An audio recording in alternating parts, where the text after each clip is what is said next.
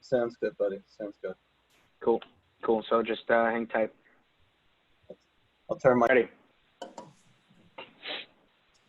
All right.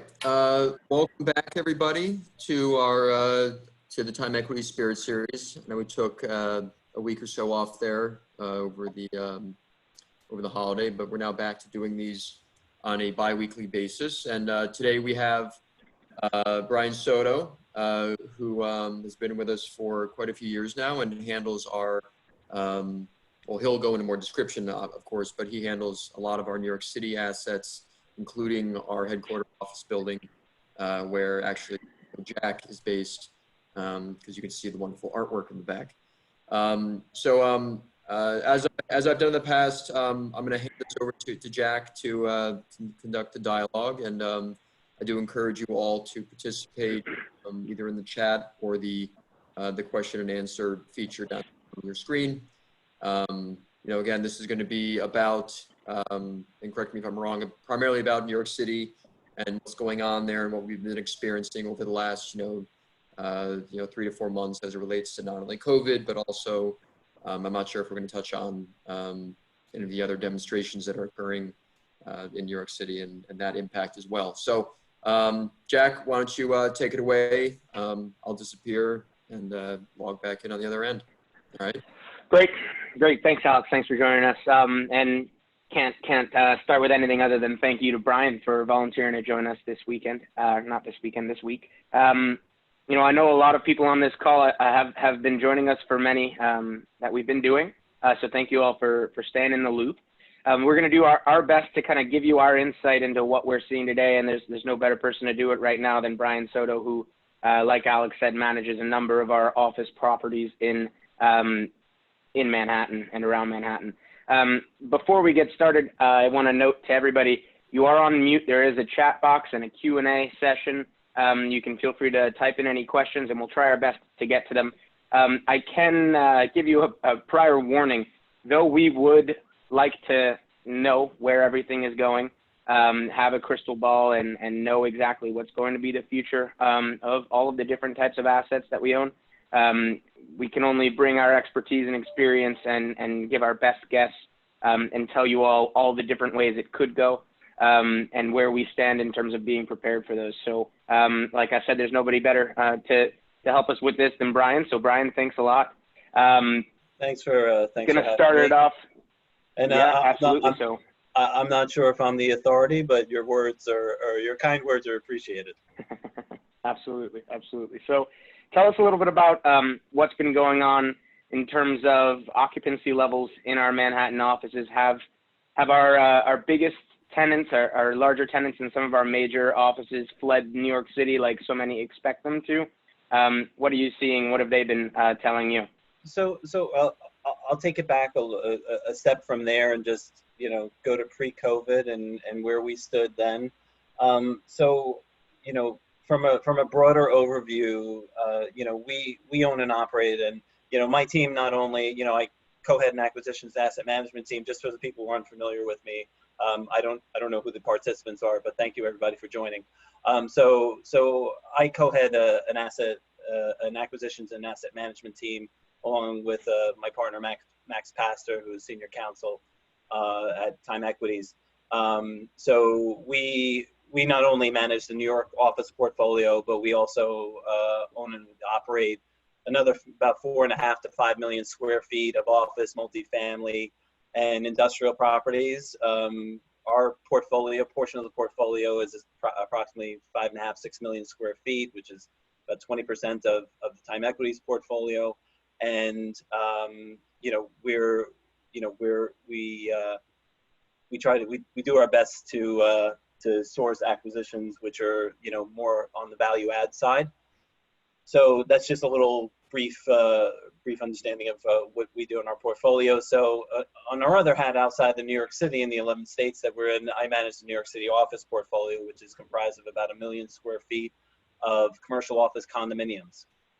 In addition to the holdings that Time Equities and Francis owns directly, we also are the managing agent for 3 of the properties which we are also owners, and we were the sponsors who who converted these office buildings into commercial office condominiums.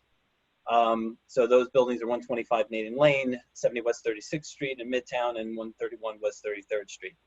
We also own a significant portion of a 1 million square foot plus tower, 633 3rd Avenue, where our tenants are, range from the governor on the top 2 floors, EDSDC and 5 floors, to UNICEF's national headquarters. So we run the gamut from very small mom and pop tenant startups at 125 Maiden Lane in our instant office suites, which range anywhere from 500 square foot suite to 1,500, 2,000 square feet, to a major tenant like ESDC, which is 100,000 square feet. So we have a very, very broad mixture of tenants in the portfolio, which is always good when something like COVID happens. So prior to COVID, the COVID pandemic happening, our occupancy in our New York City portfolio stood at about 97%. That's a bit above average for New York, but we definitely try to limit our turnover, which I think is key and pivotal in operating office successfully. Today, our office occupancy has probably dropped down to about 95%. That's been due to obviously the pandemic, a few tenants exercising their option to terminate their lease. And that's really due to their, businesses not being viable anymore. The other part of the equation is collections. So you can be 95% occupied and you can collect 0 rent.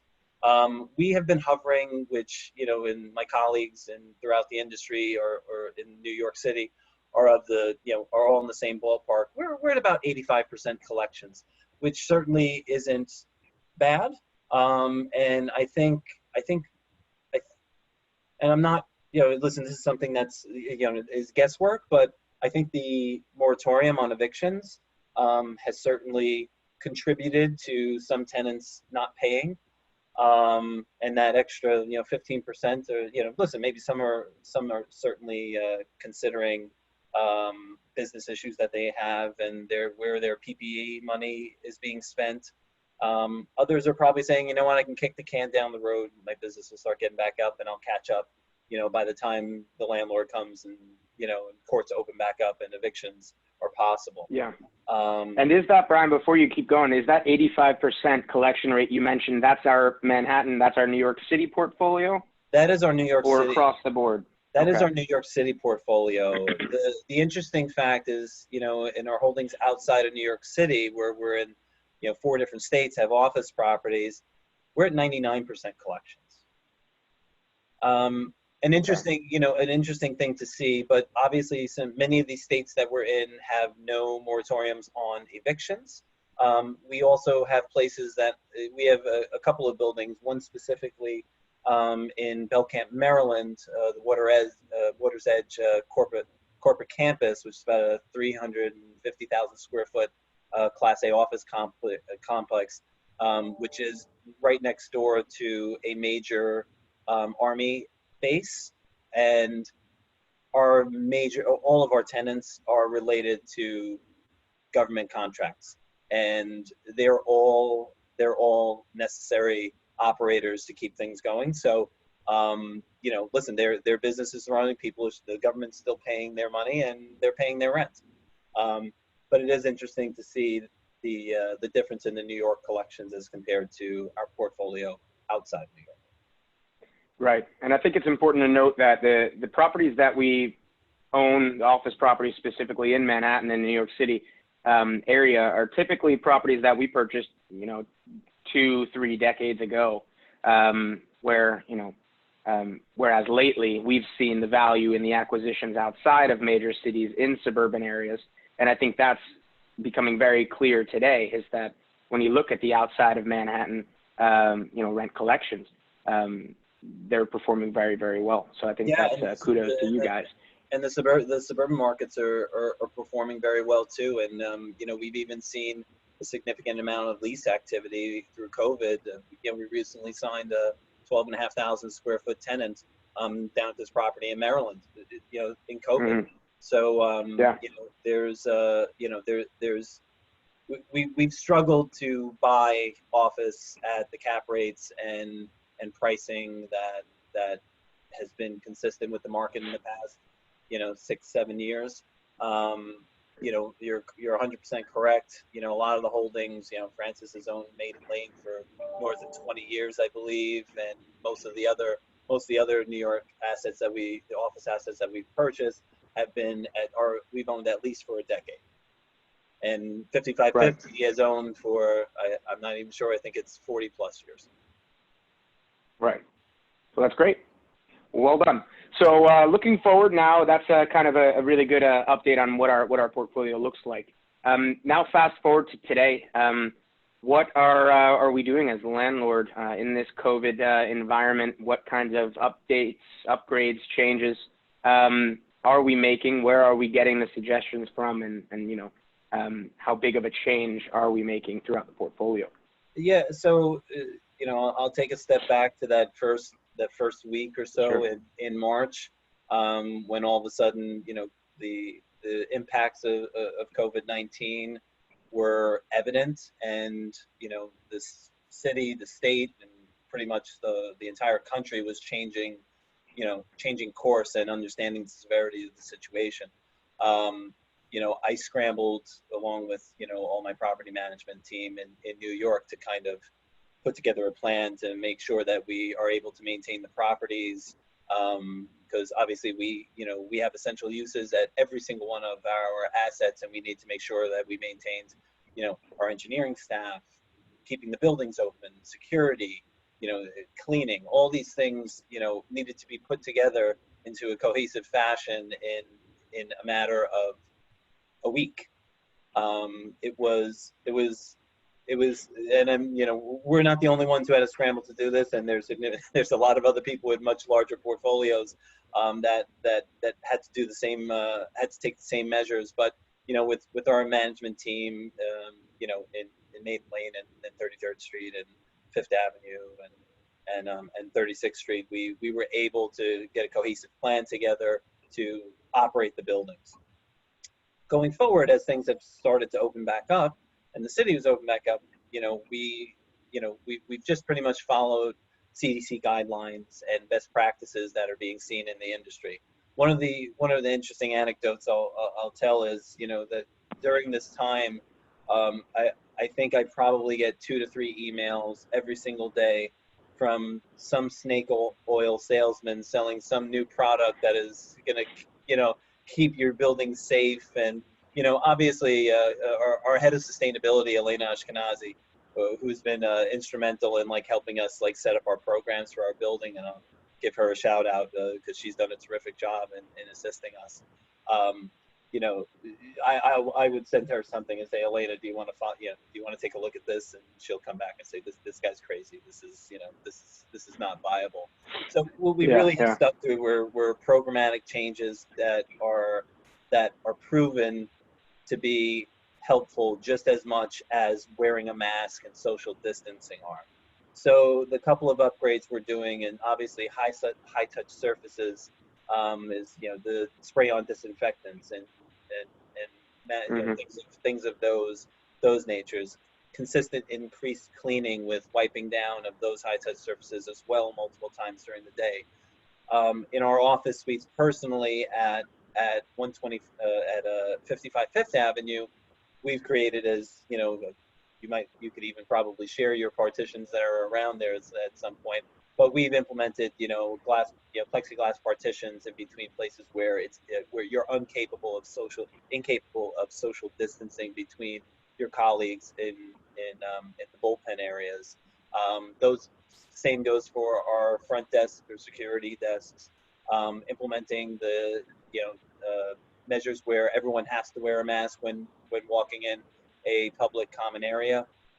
And then the final thing we did was upgrades to the bathroom, making things touchless, which include faucet fixtures, soap dispensers, soap dispensers and paper towel dispensers. So all these things where we can limit contact to the greatest extent, we have implemented or are implementing in all of our buildings. All right. Well, I can say firsthand how comfortable I feel here being in the office. Of course, we have all of the guidelines in place, and I'm sure the rest of our properties are looking like that. I guess that right now is kind of a short-term phenomenon, hopefully. But what people are really wondering about, especially, all of us being owners, is what is the future of office space now that, we're all doing meetings on Zoom. It's relatively productive. We can obviously, we can just speculate at this point how many different ways it can go. I saw an article you wrote recently talking about how companies aren't moving out, but they're going to start creating satellite offices to spread some of their people out into the suburbs to kind of get rid of some of the commuting that some of my colleagues have to do to get here. Luckily for me, I can walk from down the street. But I guess in your opinion, what are the major options moving forward? I know at Time Equities, we always subscribe to the belief that we're social beings, and eventually at a certain point when everything's safe, everybody's going to want to come back to the office, which is how I feel. But what are you seeing from our tenants? What kinds of ideas are you seeing, and how are we set up to go forward with this as a company that owns so much, suburban office space? Yeah, so there's so many points to touch on there. One specific data point I'd like to point out at this time is that since our New York properties the governor has opened up New York City, our occupancy has increased on average from 5% to 10%. And that's total occupancy in the building. So right now, I have a tri-weekly call with the New York City team, and they give me an update on tenants, owners, and whoever else is, visitors coming into the building. 30 at one building today, which max occupancy is 1,200. 45 where max occupancy is 2,500, and 100 at another building, which is typically on average day at 900 to 1,000 people in the building.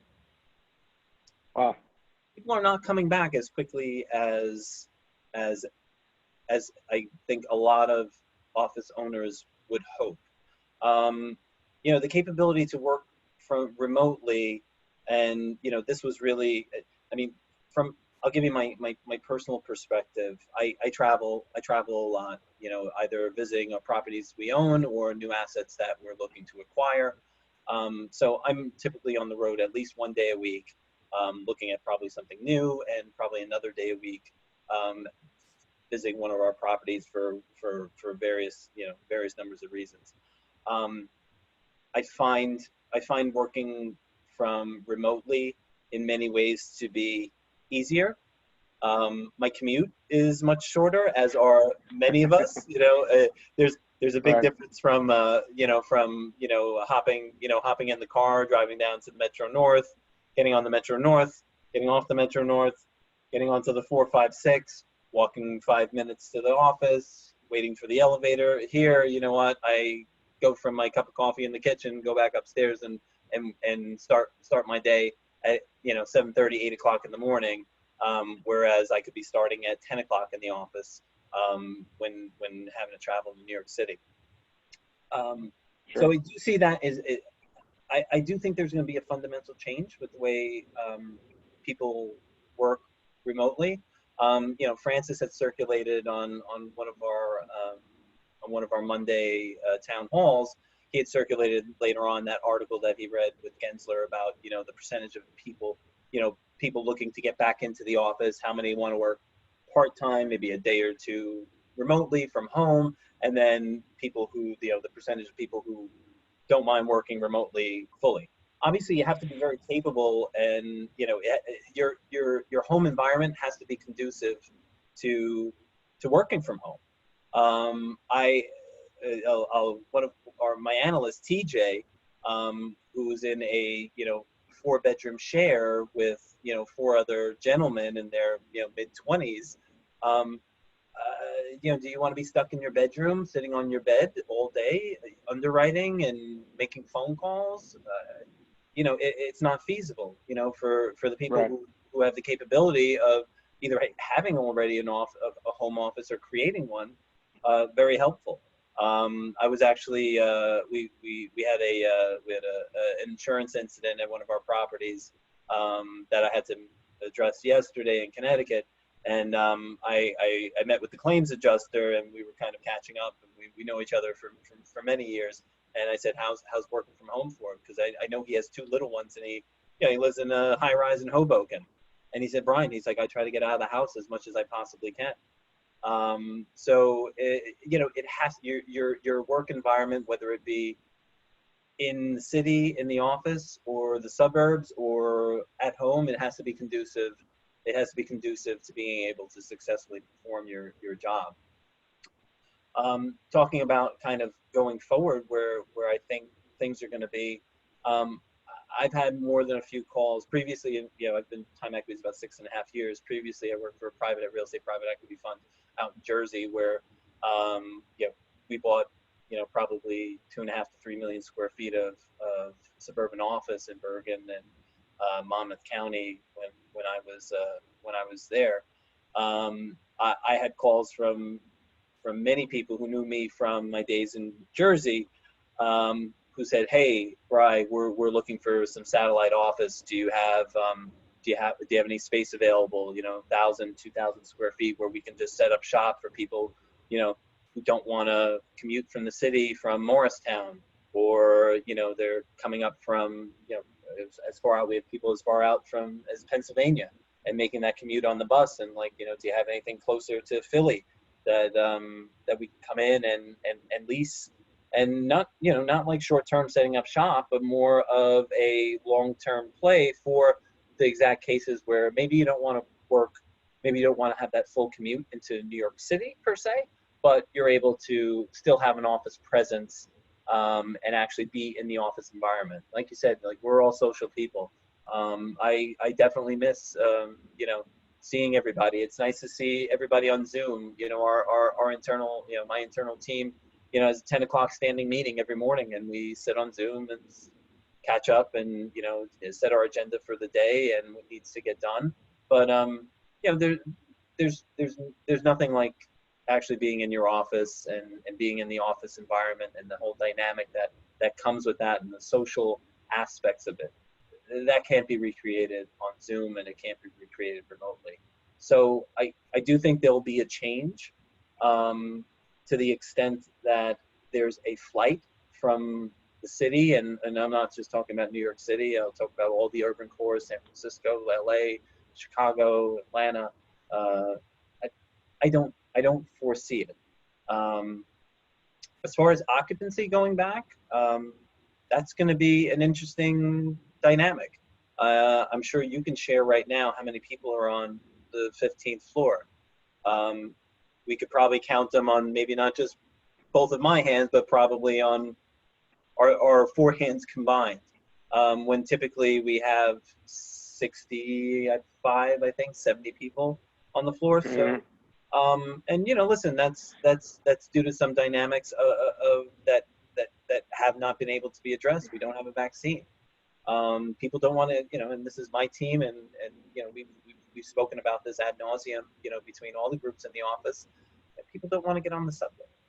People are concerned for their health. They're concerned that, they have their 75-year-old mother-in-law with COPD living with them and bringing that home to her.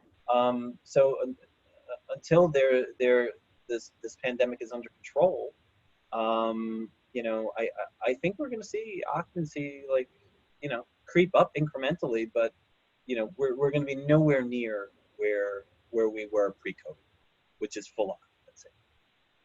Right, and that's all you can expect at this point. I think we're all kind of hoping and praying for this vaccine to come as soon as possible, because once that happens, personally, I expect once that happens for us to go back to some form of normalcy.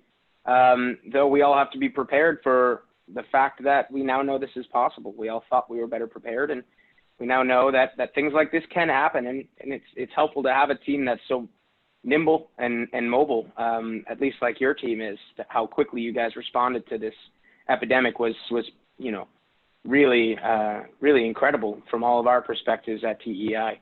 Just how quickly all of our all of my staff, from Hopeton and LaShawn and Randall and Soren and our engineering team, like they've done such a good job, sacrificed so much to make sure that not only that our buildings are open and operating, but that they're safe for all of our tenants. And I can't congratulate them enough on how successful they've been. Absolutely. Definitely want to shout out to them. And before we log off, if anybody has any family members out there who have been affected directly by this, or anybody who's a first responder or a healthcare worker, all of these people who are out in the front lines, Brian, I think you can agree, we wouldn't be able to do it without them. We wouldn't be able to do it without our internal accounting staff, all of the different, essential workers who've been helping us and all of the other companies and families get through this. It's just really commendable to see. In New York City, we have such a way of coming together in times of crisis, and I think we've certainly done that. Before we end in a few minutes, has there been one thing I kind of forgot about? Has there been any impact on any of our properties in Manhattan from either any of the protests or social unrest that's been going on? And have you had to make any defensive moves that were heavily impactful on any of our assets? Is everything staying pretty stable? Yeah, thankfully, I'll knock on wood. We have not been impacted at all. Obviously, everyone knows our headquarters is 55 Fifth Avenue, in between 12th and 13th. So we were right at the core of where the protest started. Listen, we had some banging on the windows, but thankfully everything was fairly peaceful, and we were 100% unimpacted by the protests, which I believe as long as they're peaceful, we should continue until there's real substantive change in this world. Yeah, absolutely. Well, I appreciate that. Well, Brian, I think you've given a lot of insight into what's going on and what we're seeing. So thank you so much for that. I'd like to give a few minutes now. We like to open these things up now. Anybody who's on this call, I will give my email and Brian's email if you do want to reach out to us directly after the fact. In the meantime, there's a chat box, there's a Q&A. If anybody has any questions you want us to address right now, I think we have a few more minutes. So let's see if I can find the chat box. Here we go. I'm going to type in it quickly. There's also a Q&A. And I'll write in my email here. My email for anybody who wants to reach out is jgoldberg at timeequities.com. And Brian's is bsoto. Yeah. Well, thank you. bsoto at timeequities.com. I want to thank everybody again for joining us, and hope everybody's staying safe and healthy. And hopefully, we always touted ourselves on having an open door policy, and I'm very lucky to be able to come into the office right now, but we hope to have all of you back here soon and invite you in if you do want to come in and meet with our team once everything gets back to some form of normalcy.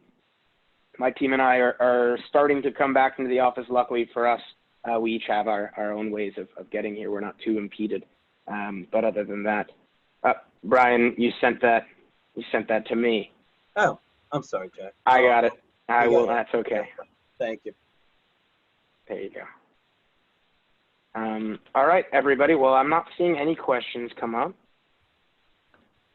I typed my email here, and this webinar actually will be recorded. So if you would like to view it again, just reach out, and I'm happy to shoot it over to you. But keep an eye out to everybody for your emails. We're going to send this out in the email. Brian, thank you again very much. Thanks, Stay well. Stay well. Absolutely. Send my best to your family and everybody else out there. And I hope to see you in the office soon, sometime next week. I'll try to go keep your seat warm in the meantime. Thanks, buddy. Appreciate it. Thank you, everybody, for joining. You got it. All right. Take care. All right. Thanks, everyone. Bye-bye.